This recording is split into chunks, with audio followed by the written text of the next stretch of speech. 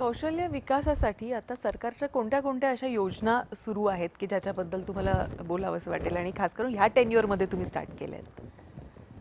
या टेन्युअरमध्ये आपण एकतर ते जे आमचे सेक्टर काउन्सिलमध्ये बाहेर आपण लोकांना शिकवत होते, तर माननीय मुख्यमंत्रीजीने आमचा निर्देश दिला की तुम्ही ITI तुमच्याकडे आहे, तुम्ही तिथे सुरू करावा.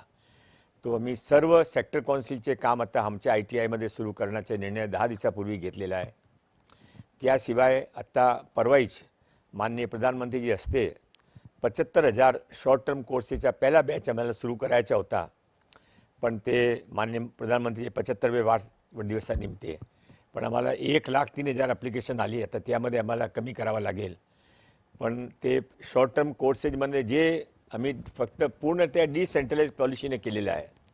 खाली ज्याने जे शिकायचं असेल त्याने ते आम्ही शिक्षण देऊ आणि आम्ही IMCचं गठन केलं. IMC ते चालवणार आहे.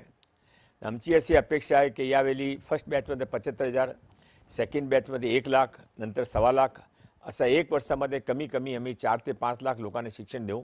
हा ॲडिशनल आहे. हे आमचे ITIचे वेळचे नंतर आहे. ITI 3 वाजता संपती नंतर आम्ही करू ना. फक्त पूर्ण त्या डिसेंट्रलाइज पॉलिसीवर आहे. आम्ही यामध्ये काय करणार नाही आहे. आम्ही त्याने इक्विपमेंट दिले, कोर्स त्याने सूचित केले, टीचर्स त्याने अपॉइंट केले, कोऑर्डिनेटर प्रिन्सिपल त्याने अपॉइंट केले आणि ते आम्ही ते आदिवासी सोडून इलाका सोडून जे सर्व ITI आहे ते नो प्रॉफिट नो लॉसवर चालवणार आहे. ते फीस चार्ज आहे 1,000 ते 5,000 त्यांची फीस असेल.